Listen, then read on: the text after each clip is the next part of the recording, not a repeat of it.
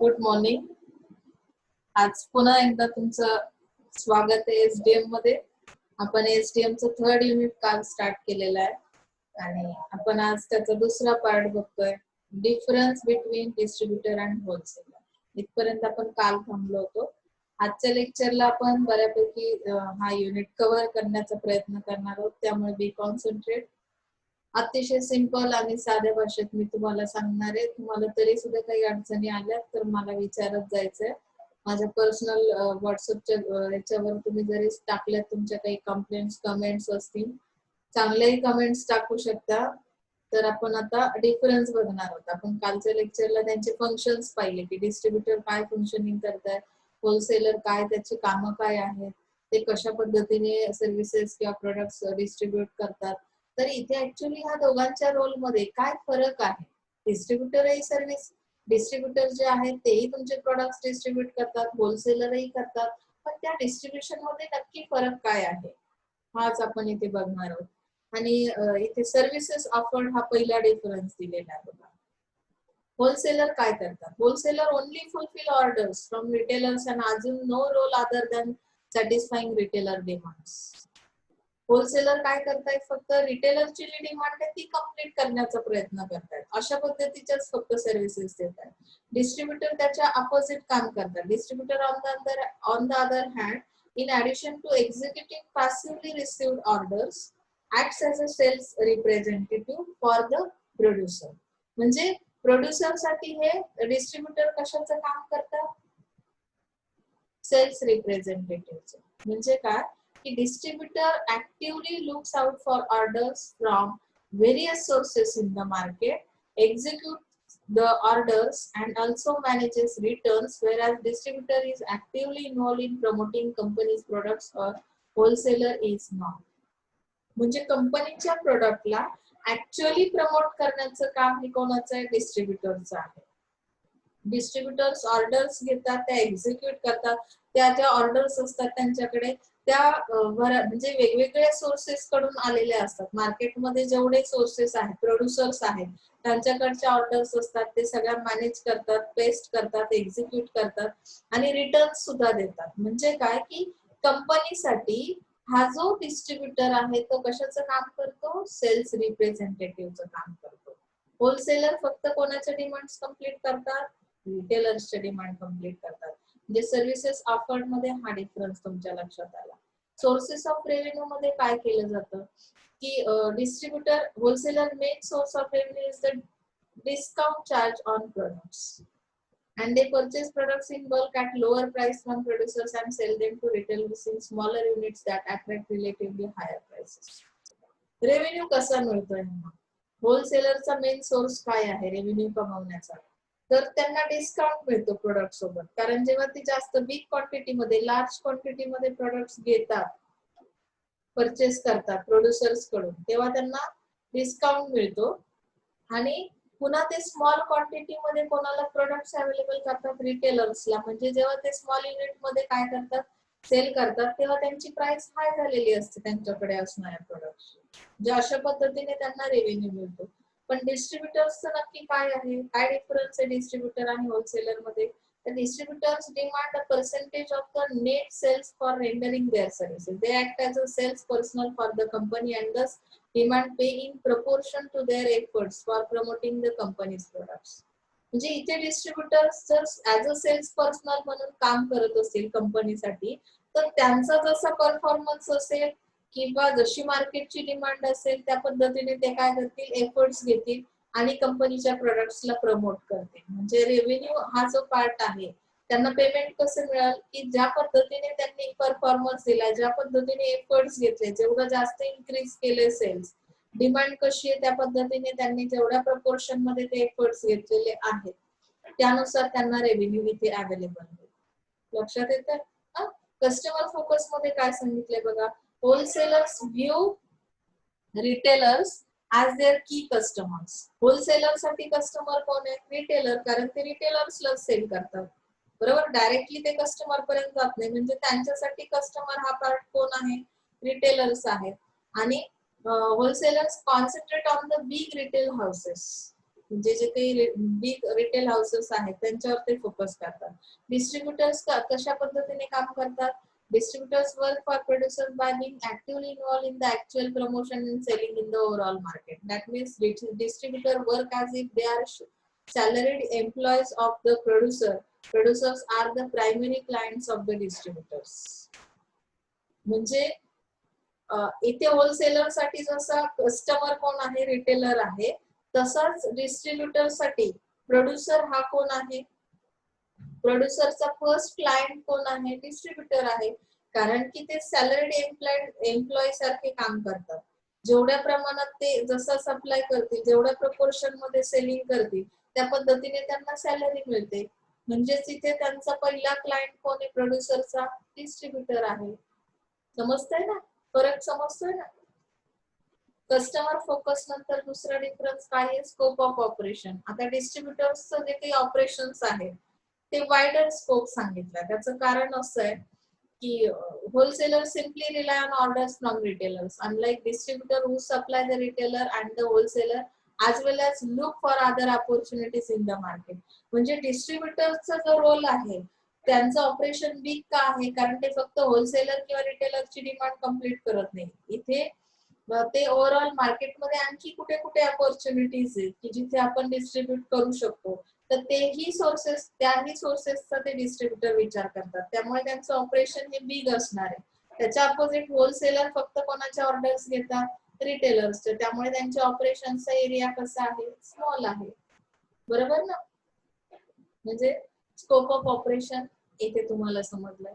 आता choice of distribution system हा खूप इंटरेस्टिंग पार्ट आहे बघा. जसं आपण बऱ्याचदा म्हणतो की नाही, कुठलंही काम इंटेन्शनने करा. इंटेन्शन म्हणजे काय असतं? आता डिस्ट्रीब्युशन सिस्टीम मी कशी चूज करायची किंवा चॉईस कशी असली पाहिजे त्यामध्ये?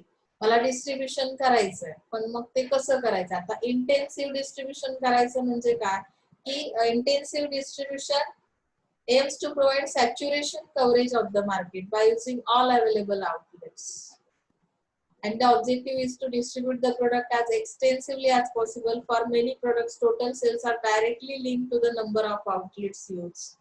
Intensive असणं म्हणजे काय की जास्तीत जास्त मॅक्झिमम आउटलेट्स अवेलेबल करणं की जिथे तुमचे प्रोडक्ट्स अवेलेबल असतील. बरेचदा बघा तुम्ही स्पेशालिटी स्टोर्स बघता की तेवढ्या एका स्टोअर मध्ये, आता सपोज केकच्या बाबतीत जर गेला तर पूर्ण खेड मार्केटमध्ये एक किंवा दोनच असे स्पेशालिटी स्टोर्स भेटतील की जिथे तुम्हाला तो प्रोडक्ट अवेलेबल होतो. मग त्याचं डिस्ट्रीब्युशन इंटेन्सिव्ह म्हणू शकतो का? नाही म्हणू शकत. मग इंटेन्सिव्ह डिस्ट्रीब्युशन काय करतं? It is usually required where customers have a range of acceptable brands to choose from. In other words, if one brand is not available, customer will simply choose another, and this alternative involves all the possible outlets that can be used to distribute the product. म्हणजे जसं इथे त्यांनी सांगितलंय त्यासाठी मला वाटतं त्यांनी एक एक्झाम्पल दिलेलं आहे. सॉफ्ट ड्रिंकचं एक्झाम्पल दिलंय. डिस्ट्रीब्युशन स्ट्रॅटेजी कशी असते इंटेन्सिव्हची बघा. Distribution strategy is particularly useful in products like soft drinks. Distribution is a key success factor. Soft drink firms distribute their brands through multiple outlets to ensure their easy availability to the customer. Hence, no one hand these brands are available in restaurants, five-star hotels, or other hand they are also available through small soft drink stalls, kiosks, and sweet marts, and tea shops, and so on. म्हणजे तुम्ही जे soft drinks, मी जसं तुम्हाला मग कालच्या लेक्चरला याचं example सांगितलं की soda हवा तो कुठे मिळतो? मग त्याच्यासाठी अवेलेबिलिटी कशी? सॉफ्ट ड्रिंक्स कुठे कुठे असतात? 5 स्टारलाही मिळतात, रेस्टॉरंट्सलाही मिळतात, किंवा स्मॉल रिटेलर्स कडेही मिळतात, किंवा किओस्क वगैरे त्यांच्या ज्या सर्व्हिसेस आहेत किंवा टी शॉप्स आहेत ती लोकही ठेवतात. म्हणजे काय केलं त्यांनी? मॅक्झिमम तुम्हाला आउटलेट्स अवेलेबल केले. सॉफ्ट ड्रिंक्सचे जे ब्रँड्स आहेत ऑल ब्रँड्स तिथे मिळतात. एक तुम्हाला नको असेल, एक अवेलेबल नसेल तर तुम्ही दुसऱ्याला प्रेफरन्स देता. म्हणजे अशा पद्धतीने त्या सॉफ्ट ड्रिंकचं इंटेन्सिव्ह डिस्ट्रीब्युशन केलं जातं. इझिली अवेलेबल तुम्हाला केले जातात. सिलेक्टिव्ह डिस्ट्रीब्युशन मध्ये काय केलं जातं?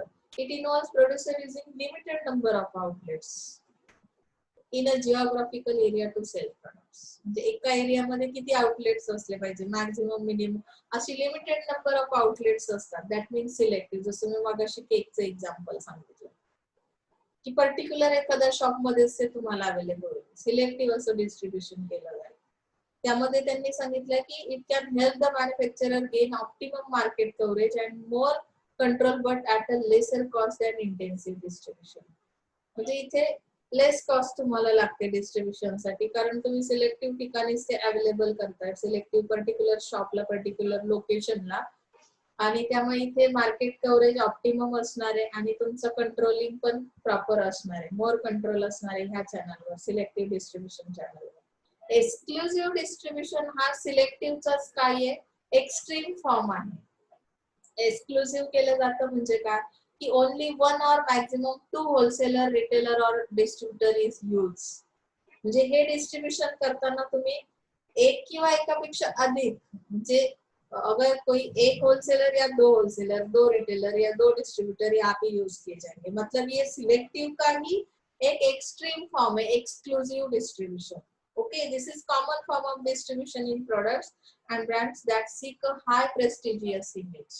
मतलब ये जो प्रोडक्ट्स है ना एक्सक्लूसिव डिस्ट्रीब्यूट किए जाते हैं, इनका जो प्रेस्टीज है मार्केट में वो हाई रहता है. क्यों प्रेस्टिजियस प्रोडक्ट? क्योंकि यहाँ पे उन्होंने एग्जांपल में बताया कि designer wear, major domestic appliances and even automobiles, by granting exclusive distribution rights, manufacturer hopes to have control over the intermediary price, promotion, credit, inventory and service policies.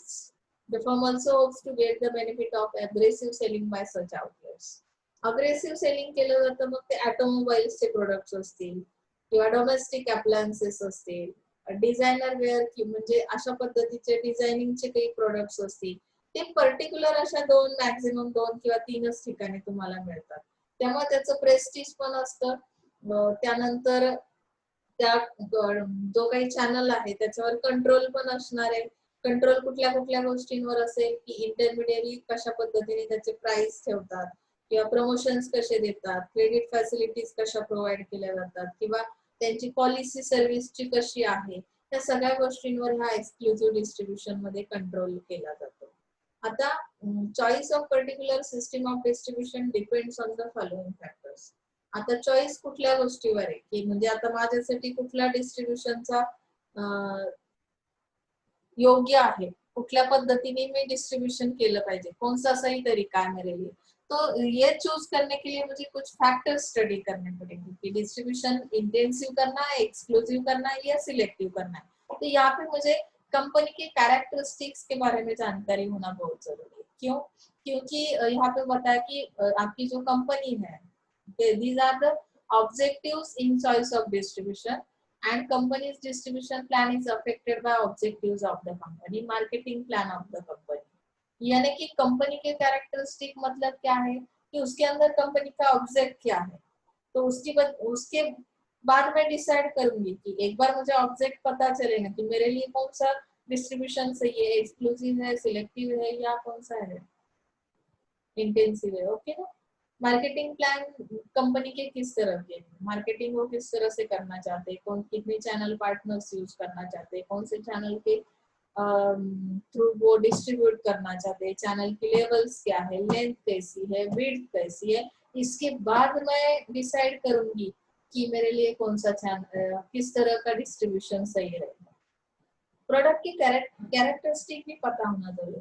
Company कुछ भी objective रखे, company objective कुछ भी नहीं रख सकती. उनके production के बारे में जानकारी उनको रहती कि मेरा प्रोडक्ट पेरिशेबल है, टेंजिबल है, किस तरह का है. उसके बाद ही वो पॉलिसी क्या करती है, डिफाइन करती है या ऑब्जेक्टिव डिसाइड करती है. तो प्रोडक्ट की कैरेक्टरिस्टिक के बारे में भी आपको जानकारी होना बहुत जरूरी है. और उसके बाद हम क्या कर सकते हैं, मोड सिलेक्ट कर सकते हैं डिस्ट्रीब्यूशन का. ओके ना.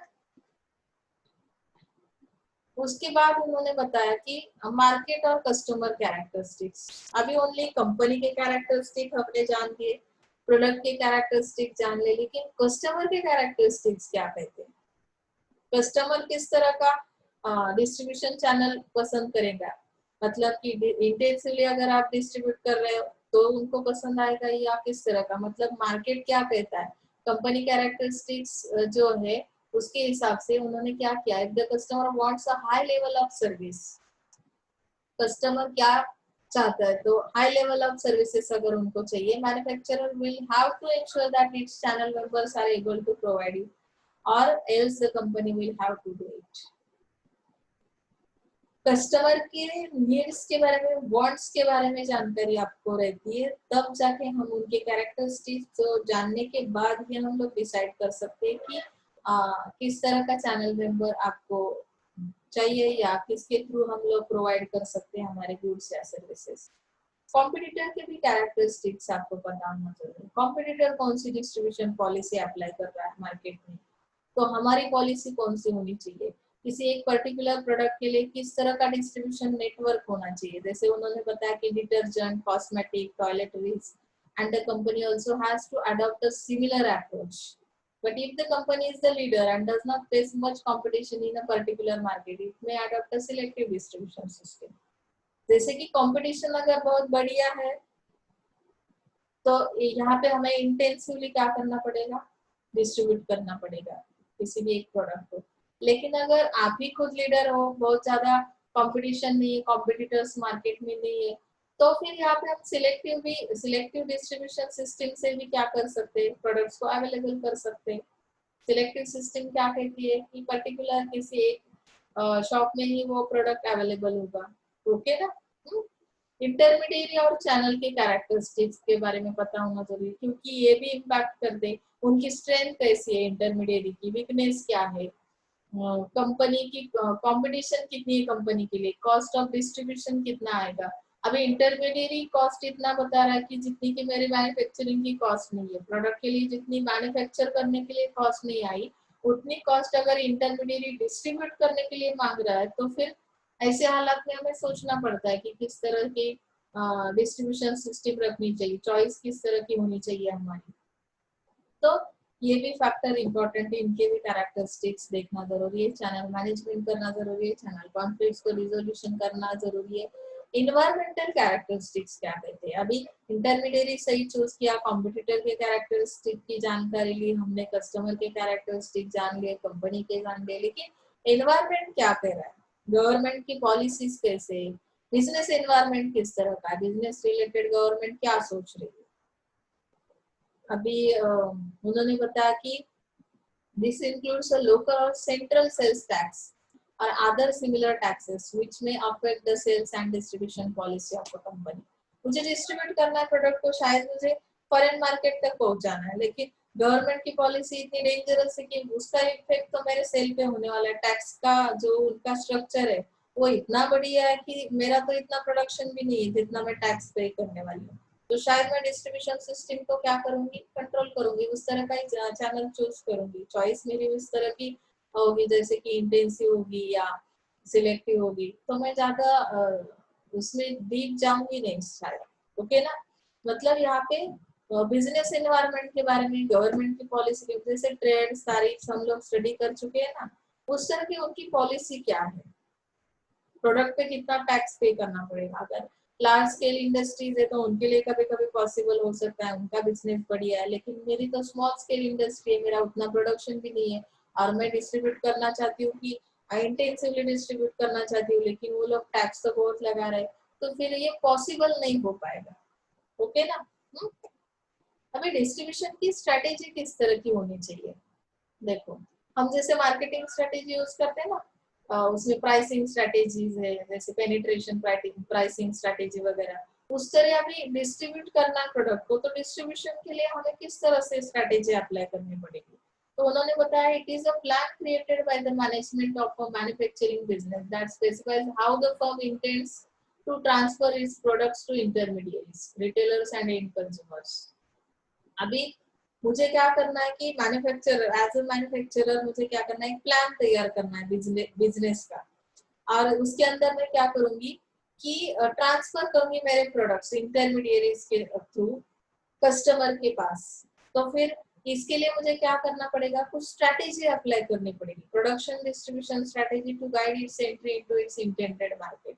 अभी प्रोडक्शन की डिस्ट्रीब्यूशन स्ट्रेटेजी किस तरह की है, उसका इम्पैक्ट मार्केट पे होने वाला है। कि अभी जैसे लोकेशनल डिमांड उन्होंने फर्स्ट बताया, Locational demand refers to distribution or dispersion of demand in various areas or geographical locations. Locational demand किस तरह की है? तो डिस्ट्रीब्यूशन और dispersion of demand in various areas, मतलब यहाँ पे आपको जियोग्राफिकल लोकेशंस के बारे में पता होना जरूरी है कि उस वहाँ का लोकेशन किस तरह का है, कस्टमर किस तरह का है। जैसे हमने पहले भी देखा ना कि कस्टमर के कैरेक्टरिस्टिक्स कैसे किस तरह के हैं, प्रोडक्ट के कैरेक्टरिस्टिक कैसे, लोकेशन की उस पर्टिकुलर जियोग्राफिकल लोकेशन की डिमांड किस तरह की है, तो उसके बाद मैं डिस्पर्शन करना स्टार्ट कर दूंगी। अभी उन्होंने बताया कि demand pattern changes from time to time in various regions और लोकेशंस। सम एरियाज में have very high demand for certain products while some might have low demand for the same product. मतलब कि एक लोकेशन, एक geographical area भी मैंने select कर दिया, तो भी उसके अंदर क्या होता है कि हर एक रीजन में उसकी डिमांड जो है टाइम टू टाइम चेंज होती जाती है किसी एक प्रोडक्ट के लिए। मतलब कि जो एरियाज जहाँ पे डिमांड बहुत हाई है तो वहां पे क्या होगा कि हाई सेलिंग होगा, या जो लो डिमांड है तो लो प्रोडक्ट सेल किया जाएगा। मतलब कि डिमांड के ऊपर ये डिपेंड करता है कि हम किस तरह से डिस्ट्रीब्यूशन स्ट्रेटेजी अप्लाई करेंगे। तो distribution network has to be continuously adjust to shifting demand patterns. For example, more frequent and efficient distribution system should be developed in rapidly growing markets area, whereas logistic may be withdrawn from areas where brand is declining. मतलब जो product market से जाने वाला है उसके लिए किस तरह का आपकी डिस्ट्रीब्यूशन स्ट्रेटेजी रहेगी, मतलब डिक्लाइन स्टेज पे है तो वो सब आपको क्या करना है, मैनेज करना है डिस्ट्रीब्यूशन सिस्टम के थ्रू।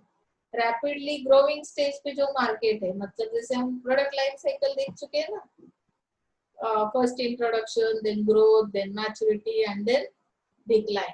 तो हर एक स्टेज के लिए हमें अलग अलग डिस्ट्रीब्यूशन स्ट्रेटेजी यूज करनी पड़ेगी। जहाँ पे ग्रोथ हो रही है तो मुझे क्या करना पड़ेगा, इंटेंसिवली वो क्या करना पड़ेगा, डिस्ट्रीब्यूट करना पड़ेगा। अभी प्रोडक्ट कैरेक्टरिस्टिक्स क्या कह रहे हैं कि product characteristic indicate product package, weight, volume, यानी कि प्रोडक्ट की हर एक चीज की जानकारी उन्होंने दी। चॉइस ऑफ डिस्ट्रीब्यूशन सिस्टम तो हमने देखी है। उसके बाद हम लोग जो देख रहे हैं डिस्ट्रीब्यूशन स्ट्रेटेजी, तो डिस्ट्रीब्यूशन स्ट्रेटेजी के अंदर हमें प्रोडक्ट के बारे में नॉलेज होना बहुत जरूरी है कि प्रोडक्ट पैकेज वेट कितना है, वॉल्यूम कितना है, उसका वैल्यू किस तरह की है कस्टमर के माइंड में, टाइप किस तरह का है प्रोडक्ट का। तो उसके बाद हम लोग सुटेबल ऐसी डिस्ट्रीब्यूशन स्ट्रेटेजी यूज करेंगे। This factors affect the planning of distribution network and the cost. जैसे कि मैंने पहले आपको बताया, सर्विस मार्केटिंग में बताया था ना कि अगर मेरे फ्लावर जैसे प्रोडक्ट्स है, पेरिशेबल है ना, वो इन टाइम अगर डिलीवरी नहीं होती है तो शायद उसकी वैल्यू कुछ रहेगी ही नहीं। फूल सूख गए पूरे, बहुत सुंदर फूल थे, गुलाब के फूल है जो कि मुझे क्या करना है, सेल करना है, फॉरेन मार्केट में भेजने, डिस्ट्रीब्यूट करने। तो डिस्ट्रीब्यूशन स्ट्रेटेजी या डिस्ट्रीब्यूशन स्ट्रेटेजी किस तरह की होनी चाहिए, मुझे कौन सा डिस्ट्रीब्यूशन चैनल यूज करना चाहिए। एयरवे के थ्रू अगर मैं भेजूंगी तो इन टाइम शायद वो मार्केट में पहुंचेंगे तो उनकी क्वालिटी पे उसका इम्पैक्ट नहीं होगा और उसकी वैल्यू भी बनी रहेगी मार्केट में। तो टाइप कौन सा था, ये पेरिशेबल प्रोडक्ट का टाइप था। तो मतलब पैकेज कैसा है प्रोडक्ट का, प्रोडक्ट की कैरेक्टरिस्टिक बहुत इंपॉर्टेंट है यहाँ पे। हेवी प्रोडक्ट अगर है, इंडस्ट्रियल प्रोडक्ट्स अगर है तो उसका वॉल्यूम भी हेवी हाई रहेगा। तो उसके लिए मुझे क्या करना पड़ेगा, अलग टाइप की डिस्ट्रीब्यूशन स्ट्रेटेजी अप्लाई करनी पड़ेगी। एफएमसीजी के प्रोडक्ट्स है तो जिसको हमें क्या करना पड़ता है, फ्रीक्वेंसी ऑफ सेल, कंटिन्यूअसली वो सेल होते रहते, फ्रीक्वेंसी देनी पड़ती है, तो उसकी डिस्ट्रीब्यूशन स्ट्रेटेजी डिफरेंट रहेगी as compared to industrial goods. Okay ना। प्राइसिंग पॉलिसी ना, प्राइसेस में भी फ्लेक्सिबिलिटी आती है। जैसे कि pricing policy is the cost और profit element in the product. If the companies follow premium pricing policy with good margin, then frequent stock replenishment may not be required. For example, Dove soap, Nikkei sports shoes, but for products like Surf, Tide, Lux, where the product turnover is very high. ज्या प्रोडक्टचा turnover rate हाय असेल तिथे pricing policy थोडी different असेल, कारण की त्याचं stock replenishment कशी असेल, हाय असणार आहे। टर्नओव्हर रेट हाय म्हणजेच काय की तुम्हाला तो प्रोडक्ट त्यामध्ये सतत कंटिन्युअसली काय करावं लागेल, स्टॉक अवेलेबल करावा लागेल। पण जे प्रोडक्ट्स हाय टर्नओव्हर रेटचे नाहीयेत मग त्यामध्ये त्यांनी कुठले सांगितले, की डव सोप आहे, निके स्पोर्ट शूज आहे, ते पर्टिक्युलर एका सीझनला काही, आता सपोज मोती सोप आहे, तो कसा एका पर्टिक्युलर सीझनला सेल होणार आहे, मग त्याचा टर्नओव्हर रेट कमी आहे, म्हणजे त्याचं स्टॉक रिप्लेनिशमेंट कशी असेल, लो असेल. मग त्यामध्ये प्राइसिंग पॉलिसी कशी ठेवायची, आता मोती सोप किती 40 रुपयाला असू देत नाही तर 50 ला असू देत, आपण वर्षातून दिवाळीलाच एकदा घेतो की नाही, मग तो त्याची प्राइस आपण मॅटर करत नाही फार. म्हणजे प्राइसिंग पॉलिसी ह्या ऍज पर कशा असतात की त्या प्रोडक्टच्या टाईपवर डिपेंड आहे, त्याच्या पद्धतीने, म्हणजे तो प्रोडक्टचा टर्नओव्हर रेट नुसार आपल्याला ती पॉलिसी चेंज करावी लागते. ओके ना. मग इंडस्ट्रियल प्रोडक्ट्स वेगळ्या पद्धतीने त्याच्यासाठी प्राइसिंग पॉलिसी, जे जनरली त्यांनी इथे ओव्हरव्ह्यू दिलेला आहे. स्पीड अँड एफिशियन्सी कशी आहे डिस्ट्रीब्युशन स्ट्रॅटेजी मध्ये, it relates to speed of delivery और रिप्लेनिशमेंट. आता स्पीड कसा आहे डिलिव्हरीचा, जसं मी तुम्हाला फ्लावर्सची डिलिव्हरी सांगितली की तुम्हाला accuracy त्या ऑर्डर मध्ये असली पाहिजे. Order filling speed and accuracy these actually imply customer service level that is serving the needs of customer at the right time and right place. लग्नासाठी फुलं मागवली, लग्न होऊन गेल्यावर तुमची डिलिव्हरी झाली, मारायला जाऊन तुम्ही त्याला, बरोबर ना. म्हणजे इथे काय की स्पीड कसं आहे तुमच्या डिलिव्हरीचा, डिस्ट्रीब्युशन स्ट्रॅटेजी कशी वापरायची, की कस्टमरच्या नीड्स कशा आहेत त्यानुसार सर्व करा. ती डिस्ट्रीब्युशन स्ट्रॅटेजी तशी असली पाहिजे. कुठल्या फंक्शनसाठी कुठला प्रोडक्ट मागवलाय ते फंक्शनची डेट टाइम, म्हणजे राईट टाइमला राईट प्लेसला ती ऑर्डर गेली पाहिजे, तेव्हा ती इफिशियंट अशी तुमची डिस्ट्रीब्युशन स्ट्रॅटेजी आहे असं आपण म्हणू शकतो, स्पीडी आहे. ओके ना. डिस्ट्रीब्युशन कॉस्ट मध्ये काय सांगितलं, it refers to total cost of distribution as a proportion or percentage of sales. It is a budgetary factor for the marketing department. यानी कि distribution spending should be planned and also reviewed from time to time. For products of high value like laptops, machinery, distribution cost may be 10% or less. And however, for FMCG product, especially food products, the distribution cost may be up to 25 to 30%. मतलब यहाँ पे उन्होंने क्या बताया कि distribution cost जो है उसका अगर एनालिसिस करते हैं तो कॉस्ट कहाँ पे मिनिमम आती है, कहाँ पे मैक्सिमम हो जाती है, कि यहाँ पे expensive products, high value products कौन से हैं, तो उसके लिए 10% कॉस्ट आती है, क्योंकि उसका ज्यादातर क्या नहीं होता है, डिस्ट्रीब्यूशन नहीं होता है. ओके. और जो फूड प्रोडक्ट्स है उसके लिए कितना परसेंटेज कॉस्ट का बताया उन्होंने, 25 to 30%. तो यहाँ पे each element of distribution cost should be analyzed as that the costs are minimum. Company distribution strategy therefore rightfully depends upon the above mentioned areas only after taking into consideration all the above aspects of distribution strategy of a company. म्हणजे distribution strategy कशी असली पाहिजे याच्यासाठी तुम्हाला distribution cost बघावी लागेल, speed कसा आहे तुमच्या डिस्ट्रीब्युशनचा, किंवा कशा पद्धतीने कस्टमरच्या नीड्स आहेत, प्राइसिंग पॉलिसी तुमचे कशा पद्धतीचे प्रोडक्ट्स आहेत, हाय टर्नओव्हरचे आहेत की लो टर्नओव्हर रेटचे आहेत, त्यानुसार पॉलिसी, प्रोडक्ट कॅरेक्टरिस्टिक्स तुमचे कसे आहेत, त्यानंतर लोकेशनल डिमांड कशी, पर्टिक्युलर एका लोकेशन जर तुम्ही टार्गेट केलं तर त्याच लोकेशनला तुम्हाला एखादा एरिया असा असेल, रिजन असा असेल की तिथे हाय डिमांड आहे, दुसरीकडे लो आहे, तर त्या पद्धतीने डिस्ट्रीब्युशन स्ट्रॅटेजी तुम्ही इथे अप्लाय करू शकता. ओके.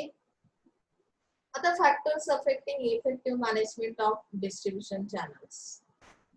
आता कुठले फॅक्टर्स अफेक्ट करतात, म्हणजे इफेक्टिव्ह मॅनेजमेंट जर करायचं असेल तर मॅनेजमेंट करताना अडचणी येतात, बरोबर ना. तुम्ही खूप वेळेस ठरवता, मॅडम मी तर फर्स्ट इयरला आल्यापासून ठरवलंय की मी रोज 2 तास तरी स्टडी करेन, एक्स्ट्रा काय अवांतर वाचन नसेल त्याला 1 तास दे, पण अजून मॅनेजमेंट होत नाही. का होत नाही, कारण त्याचं मॅनेजमेंटसाठी काही फॅक्टर्स अफेक्ट करतात. मग ते फॅमिली फॅक्टर्स असतील, एन्व्हायरमेंटल फॅक्टर असतील, मेंटल फॅक्टर असतील, फिजिकल फॅक्टर असतील तुमच्यासाठी हे. ओके ना. हे जनरली मी तुम्हाला एक्सप्लेन केलं. आता मला जेव्हा डिस्ट्रीब्युशन चॅनलचं काय करायचंय, मॅनेजमेंट करायचं आहे, मग ते जेव्हा मी डिस्ट्रीब्युशन चॅनल्स ठरवेन, चॅनल पार्टनर्स कोण आपण बघितले, होलसेलर, रिटेलर, त्यांचे फंक्शन्स, डिस्ट्रीब्युटरचे फंक्शन्स पाहिले, डिफरन्स पाहिला. तर आता यामध्ये मॅनेजमेंट करताना नक्की अडचण काय येते, की चॅनलचं डिझायनिंग हा एक फॅक्टर इम्पॅक्ट करतो मॅनेजमेंट करताना. मग डिझायनिंग म्हणजे नक्की काय असतं? तर well design channel enables the company to enhance their capabilities to complete more effectively. तुमच्याकडे खूप काही असतं बघा. तुमच्याकडे तुम्ही म्हणजे असं अजिबात मनात ठेवू नका की मी अजिबात हुशार विद्यार्थी नाहीये. कारण काय? तुमच्याकडे सगळ्या कॅपॅसिटी आहेत. फक्त तुम्ही काय नाही करत आहात की त्याचा इफेक्टिव्हली वापर करून घेत नाही. कारण म्हणजे काय? मॅनेजमेंट नाहीये प्रॉपर. तुम्हाला छान ड्रॉइंग पण येत असेल, एखाद्याला छान गाता येत असेल, सिंगिंग करता येत असेल. पण काय होतं की मॅनेजमेंट नसल्यामुळे मी सकाळी किती वाजता उठतो, मी लेक्चरला किती वाजता बसतो किंवा मी जेवण किंवा माझं जे काही ब्रेकफास्ट आहे तो किती वाजता येतो माहित नाही आणि त्यामुळे मी सतत आजारी असतो. कुठल्याच वेळेचं म्हणजे बंधन पाळत नाही मी. मग माझ्याकडे असणाऱ्या कॅपॅबिलिटीचा काही उपयोग होत नाही. जर मला काय करायचंय की माझ्याकडे प्रोडक्ट्स आहेत, पण त्याचं चॅनलचं मॅनेजमेंट प्रॉपर नसेल तर काय होईल? क्वालिटी प्रोडक्ट्स असूनही मी कस्टमर पर्यंत पोहोचू शकणार नाही. इन टाइम डिलिव्हरी किंवा राईट प्लेसला मी डिलिव्हरी करू शकणार नाही. सो इथे चॅनल मग डिझाइन करा ना. त्याचं मॅनेजमेंट करा. मॅनेजमेंट करताना चॅनलला डिझाइन करा म्हणजे काय? की तुमची जी कॅपॅबिलिटी आहे त्याचा इफेक्ट जाणवेल की वाढवता येईल. कंपनीची जी कॅपॅबिलिटी आहे. Company has to take into consideration the following aspects before designing the channel. मग कंपनीने डिझायनिंग करण्यापूर्वी कुठले फॅक्टर्स लक्षात घेतले पाहिजे? Length of the channel and number of members required in distribution network. मला किती लेंथ असणारा तो चॅनल अपेक्षित आहे. आता सपोज मला कुठल्या लोकेशनला ते डिलिव्हरी करायचे आहे, डिस्ट्रीब्यूट करायचं आहे प्रोडक्ट. मग माझं डिस्टन्स म्हणजे ऍज अ प्रोड्युसर किंवा कंपनी जिथे आहे तिथून मला त्या डिस्टन्सला पोहोचायचं असेल तर मला किती लेंथचं चॅनल वापरावं लागेल? किती मेंबर्स त्यामध्ये रिक्वायरमेंट किती मेंबर्सची असेल? मग 0 लेवल चॅनल वापरताय, 1 लेवल वापरताय, 2 लेवल वापरताय, त्यानुसार तुमची रिक्वायरमेंट काय होते समजते. नेटवर्क तुम्हाला डिस्ट्रीब्युशनचं नेटवर्क डिसाईड केलं जातं. जे डिझायनिंग मध्ये येतं हा activities to be perform by channel members. ते प्रत्येक मेंबर काय ऍक्टिव्हिटी करणार आहे त्यांच्यासाठी तो रोल काय तुम्ही रोल क्लिअर करणं पुढे आहेच बघा तुम्हाला role clarity. Role and responsibility of channel members, relationship of channel members ती पण मेंटेन करायची. मॅनेजमेंट मध्ये मला हे पण बघायचं ना रिलेशनशिप कशी मेंटेन ठेवता येईल. इव्हॅल्युएशन करायचे पुन्हा चॅनल मेंबरचं, जसं की फ्रिक्वेन्सी ऑफ इव्हॅल्युएशन म्हणजे कंटिन्युअस त्यामध्ये इव्हॅल्युएशन कंटिन्युअस करावं लागेल. आज खूप चांगला परफॉर्मन्स होता, मी उद्या अजिबात इव्हॅल्युएशन केलं नाही, मॉनिटरिंग केलं नाही तर कदाचित उद्या ते खूप खराब परफॉर्मन्स येतील. म्हणून कंटिन्युटी असली म्हणजे फ्रिक्वेन्सी ऑफ इव्हॅल्युएशन त्याला म्हणतात. अप्रोप्रिएट कंट्रोलिंग सिस्टीम असली पाहिजे चॅनल मेंबरसाठी. कसं कंट्रोल ठेवता येईल मला कंटिन्युअसली मी त्यांच्यावर कसा कंट्रोल ठेवू शकतो म्हणजे त्या पद्धतीने हे मॅनेजमेंट केलं जाईल. Okay. Steps or stages in channel design. Now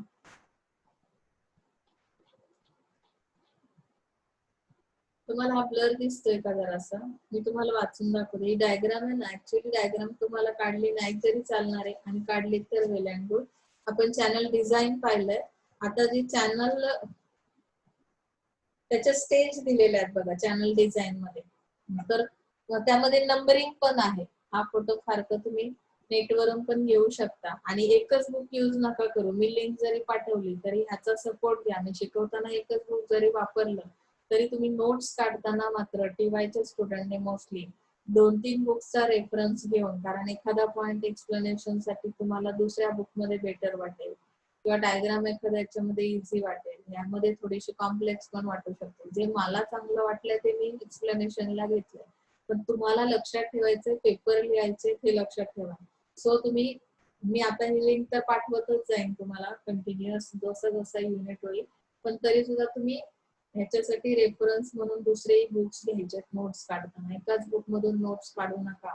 compare करा तोच एक पॉइंट दुसऱ्या बुक मध्ये कसा दिलाय, तुम्हाला कुठली लँग्वेज लक्षात राहू शकते. ओके ना. So let's see this channel design diagram. First point this one, review existing material, research on channels. यहाँ पे रिसर्च किया जाएगा चैनल्स का. सेकेंड थिंग दी है understand current distribution system. Distribution की सिस्टम किस तरह की है उसे हमें समझना पड़ेगा पहले. उसके बाद हम लोग हमारे लिए कौन से सही है वो क्या कर सकते, इवेल्यूशन कर सकते। थर्ड थिंग दी है conduct existing channel workshop interview. Channels जितने अवेलेबल है ना अभी मार्केट में, तो उनके लिए वर्कशॉप रखेंगे, इंटरव्यूज जैसा क्या कर सकते हैं हम लोग, सेशन लगा सकते हैं या वर्कशॉप ले सकते हैं। वर्कशॉप के थ्रू हम लोग क्या कर सकते हैं, हमारी जानकारी या हमारी जो कंपनी की इंफॉर्मेशन है, प्रोडक्ट की इंफॉर्मेशन शेयर की जा सकती है उनके साथ। फोर्थ वन है कंडक्ट कॉम्पिटिटर चैनल एनालिसिस। अभी यहाँ पे कॉम्पिटिटर के चैनल कौन से हैं उसके बारे में एनालिसिस किया जाएगा, वो किस तरह का चैनल यूज कर रहे हैं, तो हमें कौन सा चैनल यूज करना चाहिए, किस तरह की डिजाइनिंग हमारी होनी चाहिए चैनल की। फिफ्थ वन दिया है assess near term opportunities in existing channels. मतलब कि जो अभी चैनल्स है उनके थ्रू हमें कौन सी ऐसी न्यू नियर टर्म अपॉर्चुनिटी, मतलब कि अभी अभी हमें कौन सी नई अपॉर्चुनिटी मिल सकती है उनके थ्रू, अगर उनको हमने चूज किया डिजाइनिंग के अंदर, हमने उनका सिलेक्शन करवा लिया, तो शायद हमारे लिए कौन सी न्यू अपॉर्चुनिटी रहेगी। सिक्स वन डेवलप और near term plan of attack. मतलब जैसे हम सोचते हैं ना कि अभी अगर इसका सीजन चल रहा है, सीजन नहीं बोल सकते, अभी वायरस वायरस जो है कोविड-19 का उसने अटैक किया हुआ, तो हमारे लिए हमारा जो जो प्लान है वो कौन सा होना चाहिए। तो बहुत सारे लोग अभी क्या कर रहे हैं कि मेडिकल फील्ड में जा रहे हैं कि उनको लग रहा है अभी हमारे लिए नियर टर्म में कौन सा अटैक, मतलब कौन सी अपॉर्चुनिटी जॉब की, तो मेडिकल फील्ड में बहुत वैकेंसीज है, तो हम लोग वहां से क्यों न जाए, तो अटैक किस तरह से करें, अपॉर्चुनिटी ढूंढते हैं उसके बाद अटैक करते कि उसी साइड में हमारा एडमिशन हो और हम मेडिकल की डिग्री लें। ओके ना, इस तरह से मार्केट में भी रहता है कि ये अगर चैनल मैंने लिया तो उसके थ्रू मुझे कौन सी अपॉर्चुनिटी मिलेगी और मेरा आगे का प्लान क्या होना चाहिए, किस तरह से मैं उस पर अटैक कर सकती हूँ, उस अपॉर्चुनिटी को मैं ले सकती हूँ। ओके, सेवेंथ वन दिया है, देखो नीचे दिया है सेवेंथ वन, यहाँ पे 6 है, सेवेंथ यहाँ पे दिया है conduct qualitative and end user analysis focus groups one on ones। मतलब यहाँ पे क्या कंडक्ट करना है, क्वालिटेटिव एंड यूजर्स एनालिसिस।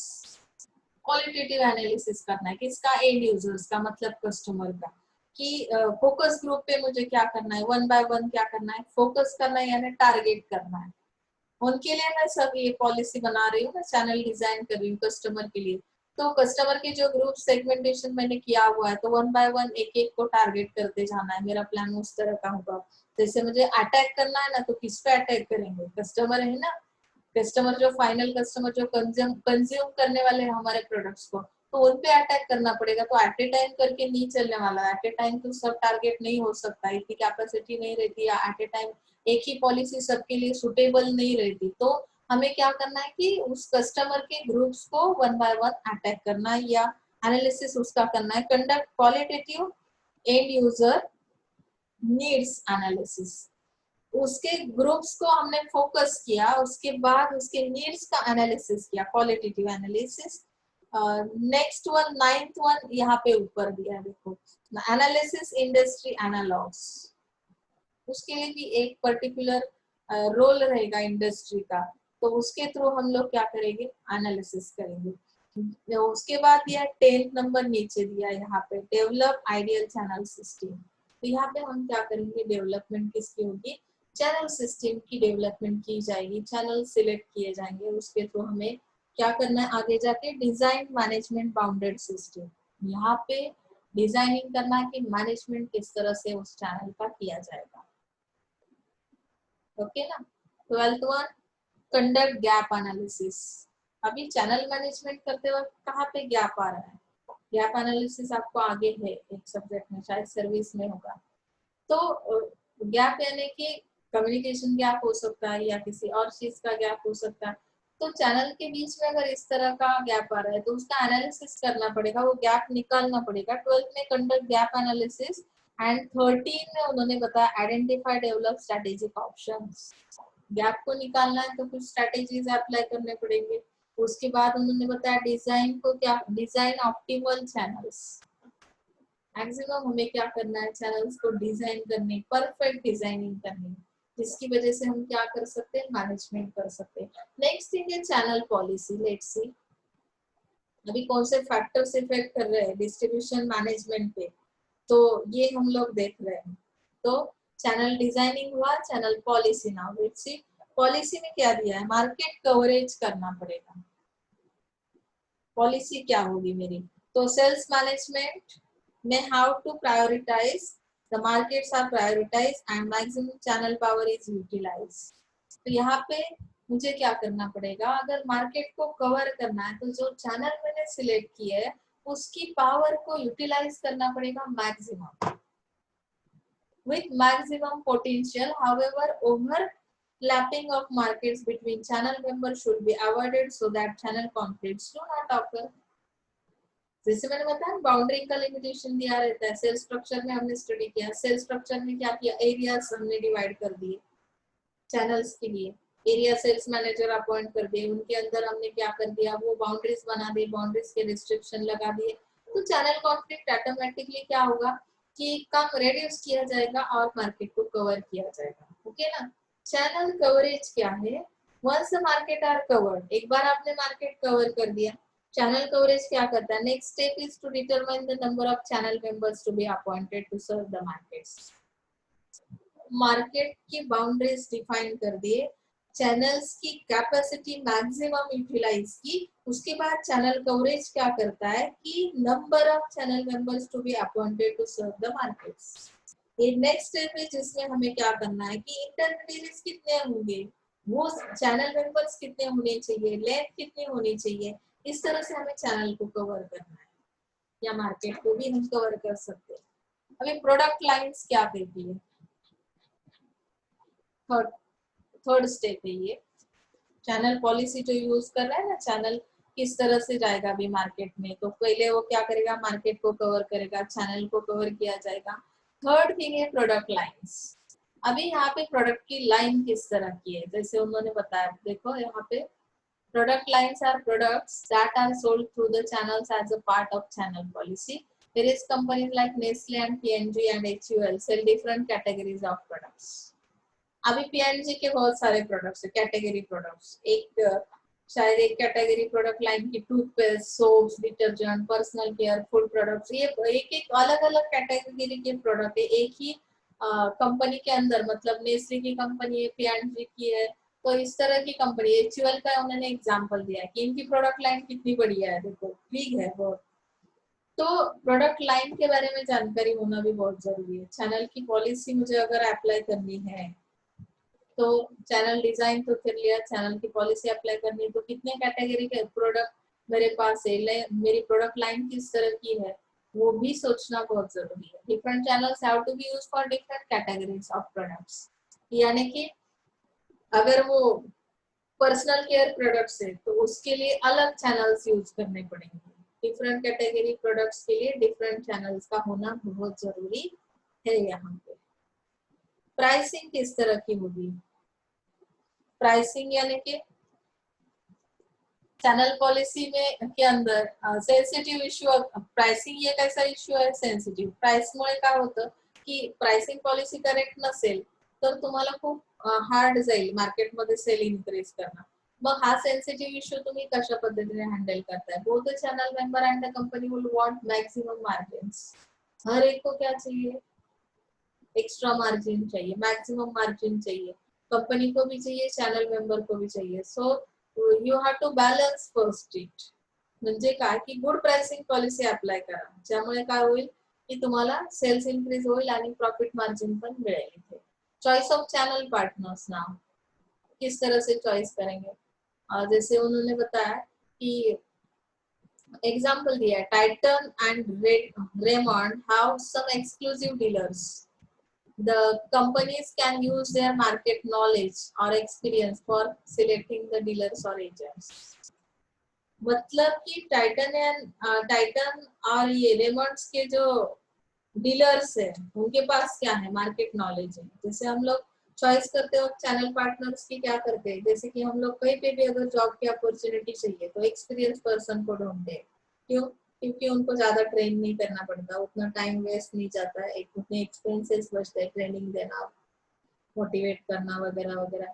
तो अगर एक्सपीरियंस पर्सन ही मिल रहा है, डीलर इस तरह का है, तो फिर कंपनी क्या करती है, उनकी नॉलेज को यूज करती है, उनके एक्सपीरियंस को यूज करती है और सिलेक्ट करती है इस तरह के चैनल पार्टनर्स। ओके ना, उन्होंने टाइटन एंड रेमंड के जो डीलर्स है उनका एग्जांपल दिया है। टर्मिनेशन किस तरह से किया जाएगा चैनल पार्टनर्स का, तो ये तो कॉमन पॉलिसी, टर्मिनेट करना मतलब चेंज करना चैनल पार्टनर्स को। तो यहाँ पे ये चेंज करने की जरूरत क्यों पड़ती है? Termination of channel partner is not common but policy should be frame for termination of the contract in case the channel partner does not serve as required और does not meet the objective. यानी channel partners अगर आपके हिसाब से काम नहीं कर रहे, कंपनी के ऑब्जेक्टिव अचीव नहीं हो रहे, या जितना आपको एक्सपेक्टेशन है उतना सेल नहीं कर रहे, इफेक्टिव उनका परफॉर्मेंस नहीं है, तो at that time you have to terminate that channel partners. Okay ना? चैनल पॉलिसी समझा यहाँ पे, चैनल डिजाइनिंग हमने देखा, अभी चैनल कॉन्फ्लिक्ट देखना है हमें, एक नया टॉपिक है। कॉन्फ्लिक्ट्स पता है ना आपको, आपके बीच में भी होते रहेंगे। अभी बहुत सारे लोग लेक्चर में आते हैं ना, तो ऑनलाइन भी कभी कभी कॉन्फ्लिक्ट हो जाता है। मैंने इतनी बार हाँ हेलो कहा, फिर भी आपने कुछ नहीं कहा, ये लिंक आई थी या मैसेज को मैंने रिप्लाई नहीं दिया। आपके अंदर भी बहुत कॉन्फ्लिक्ट बहुत है, स्टूडेंट्स भी बहुत करते हैं, तो इसमें हमें नहीं जाना है। अभी हम सोच रहे हैं कि चैनल में कॉन्फ्लिक्ट्स किस तरह के, टाइप्स ऑफ कॉन्फ्लिक्ट्स हमें इसमें स्टडी करने हैं। The channel conflict is a situation in which channel partners have to compete against one another or the vendor's internal sales department. मतलब कि एक दूसरे के जैसे हम लोग बोलते हैं ना, अभी मेरा कॉन्फ्लिक्ट हुआ है तो मैं उसको देखूंगा भी नहीं, तो इस तरह का रिलेशन उनके अंदर बनता है। इस तरह की सिचुएशन अगर चैनल पार्टनर्स की रही तो वो लोग क्या परफॉर्म करेंगे, वो तो हमारा प्रोडक्ट सेल ही नहीं करेंगे, बराबर है ना। तो यहाँ पे हमें वो टाइप्स ऑफ कॉन्फ्लिक्ट्स देखने हैं, उनके रीजंस फॉर कॉन्फ्लिक्ट्स देखने हैं, कौन सा रीजन होगा। अभी आपके तो बहुत डिफरेंट डिफरेंट रीजंस है आपके कॉन्फ्लिक्ट के, लेकिन यहाँ पे चैनल के अंदर कौन से कॉन्फ्लिक्ट है, टाइप क्या है, वर्टिकल लेवल कॉन्फ्लिक्ट। तो वर्टिकल यानी कि क्या, स्ट्रेट लाइन वाला कॉन्फ्लिक्ट। स्ट्रेट लाइन कैसे बनती है, तो do disagreement between two channel members on consecutive level. For example, if the toy manufacturer का उन्होंने example दिया, see discovers its products are arriving at retail stores later than schedule, a conflict might develop between the manufacturer and the wholesaler responsible for shipping to retailers. यानी कि जो schedule मैंने बनाया था manufacturer ने, टॉय मैन्युफैक्चरर ने एक schedule बनाया था उस प्रोडक्ट का कि वो मार्केट में कब आने वाला है, तो उस हिसाब से वो रिटेलर के पास बहुत लेट से आया, तो शेड्यूल में क्या हुआ, गड़बड़ हो गई। गड़बड़ के लिए कौन रिस्पॉन्सिबल है, होलसेलर। क्या करेगा फिर, मैन्युफैक्चरर एंड होलसेलर के बीच में क्या होगा, कॉन्फ्लिक्ट होगा कि मैन्युफैक्चरर ने तो इन टाइम दिया था होलसेलर को, होलसेलर ने डिलीवरी अगर शिपिंग अगर नहीं किया इन टाइम रिटेलर्स को, तो शायद यहाँ पे वो क्या नहीं करेगा, कस्टमर की डिमांड राइट टाइम में कंप्लीट नहीं करेगा, कस्टमर की नीड कंप्लीट नहीं करेगा। तो यहाँ पे क्या बताया, retail stores might be in conflict with wholesaler due to its inability to ship products on time. समझ में आ रहा है ना, vertical conflicts between disagreement between two channels. Toy manufacturer का एग्जांपल ध्यान में रखना है।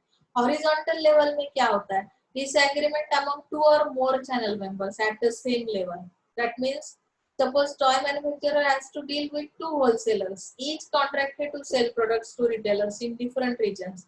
If one wholesaler decides to branch its operation into the other wholesaler's region, यहाँ पे दो होलसेलर्स हैं जिनके पास मैंने क्या किया, डिलीवर किया मेरा प्रोडक्ट, कॉन्ट्रैक्ट किया उनके साथ सेलिंग का, लेकिन उन्होंने क्या कर दिया, रिटेलर्स को, जो दो डिफरेंट रीजन के रिटेलर्स हैं उनको सेल कर दिया। If one wholesaler decides to branch its operations into the other wholesalers region, दोनों होलसेलर ने अगर किसी एक ने दूसरे के रीजन में क्या कर दिया, एंट्री कर दी, तो यहाँ पे भी क्या हो सकता है, कॉन्फ्लिक्ट हो सकता है। यहाँ पे बाउंड्रीज को भी नहीं ये करना है, ये मतलब हम लोग बोलते हैं ना, बाउंड्रीज को नहीं तोड़ना है। एरिया तो आपका डिवाइड करके दिया, तो उस हिसाब से सेलिंग करना है। तो ये हॉरिजॉन्टल लेवल कॉन्फ्लिक्ट है, टॉय मैन्युफैक्चरर का ही है। मल्टी चैनल कॉन्फ्लिक्ट्स क्या कहता है, disagreement among members in separate marketing channels. अभी while neither strictly horizontal nor vertical, that means multi-channel conflict. अभी it can affect all members of every channel. मतलब ये ऑल मेंबर्स में हो सकता है, होलसेलर हो सकते हैं, रिटेलर हो सकता है, मैन्युफैक्चरर हो सकता है, मतलब यहाँ पे किसी भी चीज के लिए, जैसे कि उन्होंने एग्जांपल दिया है, देखो suppose the toy manufacturer participates in two marketing channels.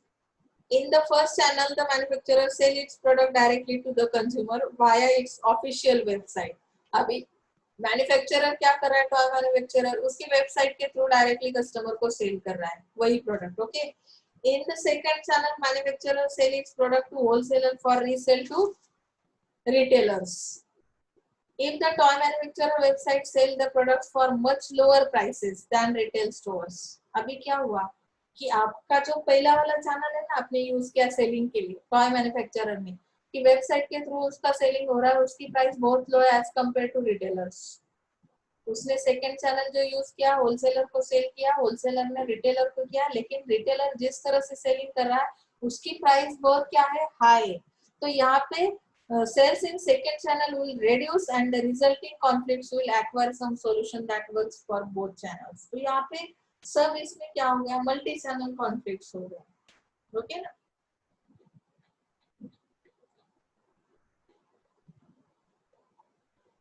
अभी रीजंस दिए, रीजंस फॉर चैनल कॉन्फ्लिक्ट. यहाँ पे कुछ एक पेज ऐसा ही है, ब्लर हुआ है थोड़ा सा, वो जरा आप देख के लो, मैं बताती हूँ. फिर भी यहाँ पे रीजंस फॉर चैनल कॉन्फ्लिक्ट दिए कि रोल एम्बिग्यूटी, मतलब कि आपका रोल सही से नहीं कर रहे आप लोग. क्यों हो रहे ये जो चैनल कॉन्फ्लिक्ट्स हो रहे हैं, तो आप रोल में गड़बड़ कर रहे हैं. आपका रोल एज ए स्टूडेंट, आपका रोल क्या है, क्या बनता है. तो आज की जो सिचुएशन है, जो कंडीशन है मार्केट की, वो क्या कहती है कि आपको ऑनलाइन भी है तो उसका भी क्या करना है, बेनिफिट लेना है. ऑनलाइन भी अगर प्रोसेस पता नहीं तो उसके बारे में नॉलेज लेना है. तो हमें क्या करना है कि जिस तरह के चेंजेस मार्केट में आएंगे उस तरह से हमें चेंज होना है, हमारी टेंडेंसी वैसी रखनी है. वैसे ही यहाँ पे रीजंस किस वजह से हो रहा है कि चैनल कॉन्फ्लिक्ट क्यों हो रहा है, तो आपका रोल क्लियर ना होने की वजह से जो मेंबर्स है उनके बीच कॉन्फ्लिक्ट्स बनते हैं. That channel conflict which commonly occurs in industrial products, most of them कहाँ पे ये कॉन्फ्लिक्ट होता है, तो इंडस्ट्रियल लेवल प्रोडक्ट्स जो है उसके अंदर कॉन्फ्लिक्ट है. Products are sold directly through sales people or in the indirect manner through dealers. In such case there is no clarity as to who has to contact which customers. यानी कि एक जो है इंडस्ट्रियल प्रोडक्ट का cell करने वाला वो है डीलर और दूसरा है सेल्स पीपल. तो अभी दोनों भी एक ही कस्टमर के साथ अगर बात कर रहे हैं, कम्युनिकेट कर रहे हैं, उनको कन्विंस करने की कोशिश कर रहे हैं, तो यहाँ पे कस्टमर क्या हो सकता है कि कंफ्यूज भी हो सकता है, या रोल क्लियरिटी ना होने की वजह से निगोशिएशन भी प्रॉपर नहीं कर सकते हो कस्टमर के साथ, क्योंकि हर एक की स्टाइल अलग है, स्किल अलग है. तो कस्टमर कंफ्यूज होने के बाद वो क्या करेगा, आपका प्रोडक्ट भी लेना बंद कर देगा. सो इसकी वजह से चैनल कॉन्फ्लिक्ट हो सकता है. गोल इनकम्पैटिबिलिटी, मतलब कि आपके गोल्स अलग अलग रहते हैं कभी कभी. मतलब उन्होंने बताया this occurs when the manufacturer और the channel members are very incompatible with each other.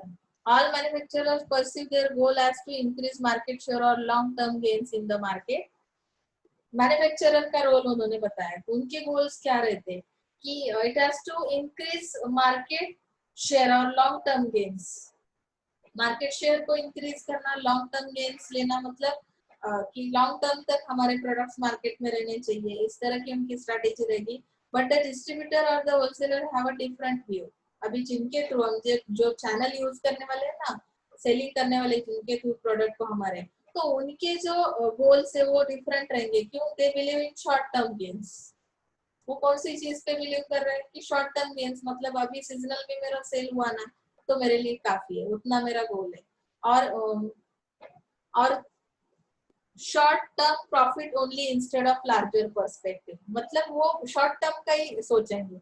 लेकिन जो ये है आपके होलसेलर या डिस्ट्रीब्यूटर, तो वो अलग तरह का व्यू रखते हैं. तो यहाँ पे भी क्या होता है, गोल इनकम्पैटिबिलिटी होने की वजह से कॉन्फ्लिक्ट हो जाते हैं.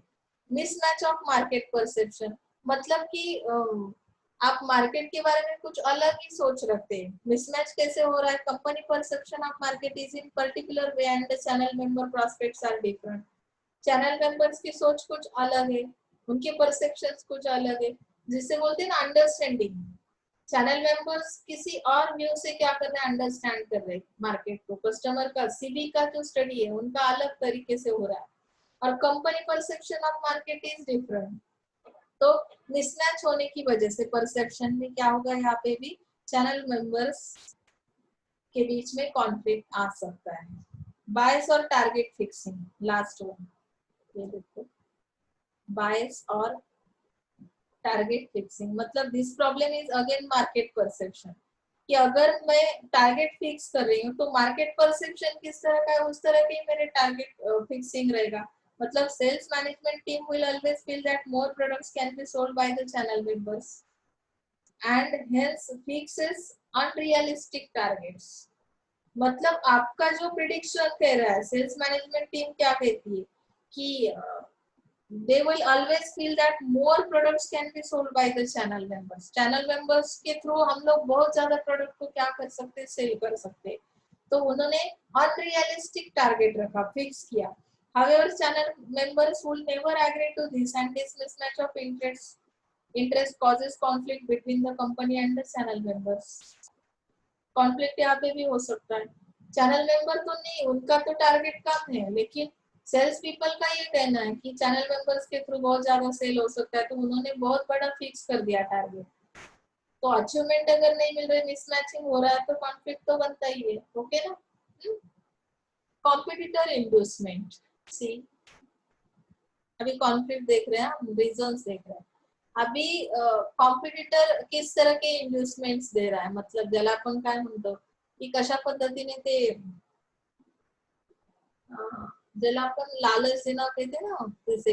So this refers to efforts by the competitors who try to create dispute between the company and the channel member. Dispute किसके बीच किया जाता है, तो कंपनी और channel member. This is basically tactics followed by any unethical competitor to create a hurdles for any company which is on very good terms with its channel members and is able to get its products sold very easily. And misunderstandings are created between channel members by misguiding them as such, creating conflicts in the channel. तो यहाँ पे competitor inducement मतलब क्या है? Competitors क्या करते हैं कि आपके चैनल मेंबर्स के साथ तो आपके रिलेशन बहुत अच्छे हैं, जिनके थ्रू आप लोग बहुत अच्छी तरह से डिस्ट्रीब्यूट कर रहे हैं आपके प्रोडक्ट को, लेकिन चैनल मेंबर्स को मिसगाइड किया जाता है कॉम्पिटिटर्स के थ्रू, जिसकी वजह से मिसअंडरस्टैंडिंग क्रिएट हो जाता है और मिसअंडरस्टैंडिंग की वजह से कॉन्फ्लिक्ट बनता है। Is that clear? समझ में आ रहा है? यहाँ तक कॉन्फ्लिक्ट को भी रिजोल्यूशन भी करना है, रिजोल्व करना है यानी कम करना है। तो इसके लिए हम कौन से स्टेप्स, अभी जैसे सर्विस में अगर प्रॉब्लम आया तो सर्विस रिकवरी कैसे करेंगे, उस तरह से अभी चैनल मेंबर्स के अंदर कॉन्फ्लिक्ट्स क्रिएट हो गए तो फिर हमें उसको रिजॉल्व भी करना है। रिजोल्यूशन किस तरह से किया जाएगा? तो first you have to understand the nature and intensity of the conflict.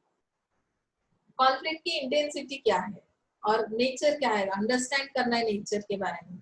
Some of the issues involved may be of routine nature and this can be resolved through mutual discussion. अभी routine का जो problem है, कभी कभी हम लोग जैसे बोलते हैं ना कि रूटीन का ही हमारा ये चलता रहता है। किसी ने स्माइल नहीं दी, किसी ने, मैंने अगर सुबह में गुड मॉर्निंग भेज दिया व्हाट्सएप पे, उसने मुझे रिस्पॉन्स नहीं दिया, तो फिर मैं जब भी कॉलेज में आते ही मैं फर्स्टली क्या करूंगी, उसे देखूंगी नहीं। तो ये कॉन्फ्लिक्ट हमारे बीच बनता है, हर रोज तो ऐसे ही होता है, कभी वो मुझे गुड मॉर्निंग देता है, मैं रिप्लाई नहीं देता। तो ये अगर डेली का है, रूटीन नेचर का अगर कॉन्फ्लिक्ट है, इश्यूज है, तो उसे हम कैसे रिजॉल्व करते हैं? म्यूचुअल डिस्कशन से। अरे यार आज तो हमें टाइम ही नहीं था, सुबह में बहुत जल्दी नहीं उठा, तो फिर क्लास भी अटेंड करनी थी, कॉलेज में भी आना था। तो हम लोग क्या करते हैं, ऐसे म्यूचुअली डिस्कशन करने के बाद वो प्रॉब्लम सॉर्ट आउट हो जाती है, कॉन्फ्लिक्ट रिजोल्यूशन हो जाता है। लेकिन अगर उन्होंने बताया either between the company and particular channel member or between two or more channel members, but some conflicts may be of more serious nature. For example, territory coverage by distributor can be a major issue. जैसे मैंने बताया ना कि territory कौन सी दी है मैंने, और मैंने किसी और के टेरिटोरी में क्या किया, एंट्री कर दी, तो ये मेजर इशू बनता है। तो सेल्स डिपार्टमेंट क्या करता है ऐसे हालात में? Distributor is not adequately covering the sales territory allotted to him and sales are suffering. मतलब यहाँ पे उन्होंने बताया कि territory coverage by distribution can be a major issue. Sales department के हिसाब से आपका परफॉर्मेंस बेटर नहीं है, लेकिन आपके हिसाब से आपने पूरा क्या किया है, एफर्ट्स लिए, आपने पूरी टेरिटरी कवर की है। तो यहाँ पे इस तरह का इशू अगर है, it may be of view that his territorial coverage is incomplete. Distributor कहता है कि आपने टेरिटरी का कवरेज, उसका व्यू है कि मैंने कंप्लीट किया, लेकिन this can become a major source of conflict. Such problems may require appropriate strategy to solve the emerging issues. मतलब इस तरह के भी इश्यूज कभी कभी टेरिटोरी रिलेटेड आ सकते हैं, तो मुझे उसका नेचर समझ में लेना है, ये रूटीन का प्रॉब्लम है या इसकी इंटेंसिटी किस तरह की है, उससे मुझे क्या करना पड़ेगा, प्रॉब्लम को रिसोल्यूशन करना पड़ेगा।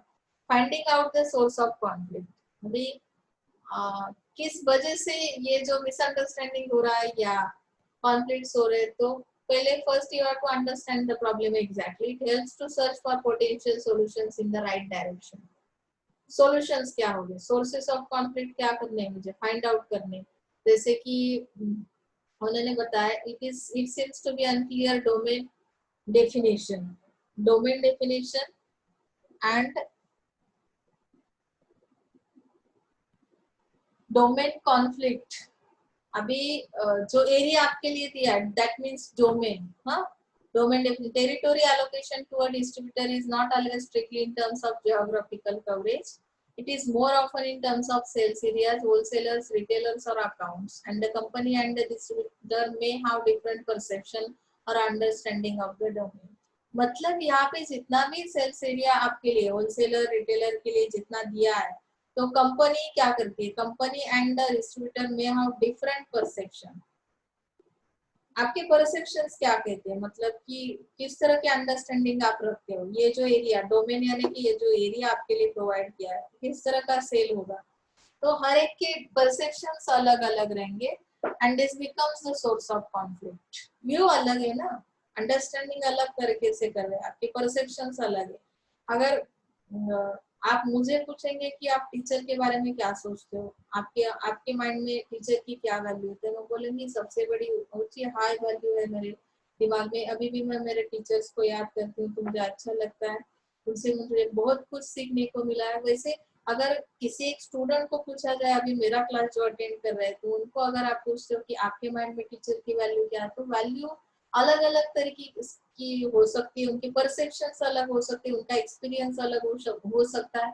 इसके लिए वो किसी और तरीके से क्या करेंगे, प्रेडिक्शन करेंगे या प्रेजेंटेशन करेंगे या एग्जीक्यूशन करेंगे।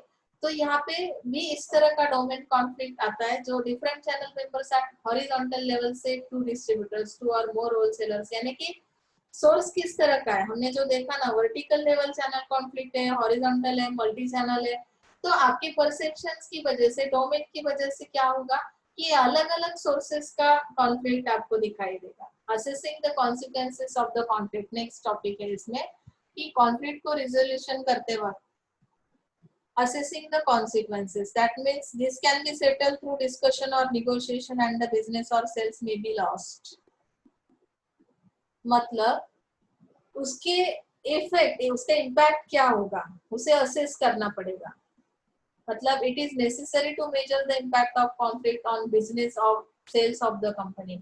If the conflict is purely operational in nature with minimal stakes of the parties concerned, this can be settled through discussion or negotiation। मतलब कि उसका इम्पैक्ट क्या हो रहा है, कॉन्फ्लिक्ट की वजह से क्या हो रहा है कि जैसे मैं बोलती हूँ कि यहाँ पे प्रॉफिट नहीं हो रहा है, कंपनी को लॉस हो रहा है, तो हम लोग क्या करेंगे कि उसका इंटेंशन क्या है कि ऑपरेशनल इन नेचर है, तो फिर हम डिस्कशन से, निगोशिएशन से उसे सॉल्व कर सकते हैं।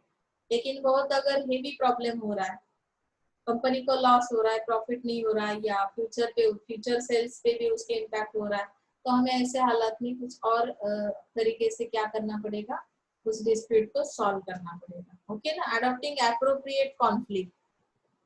अभी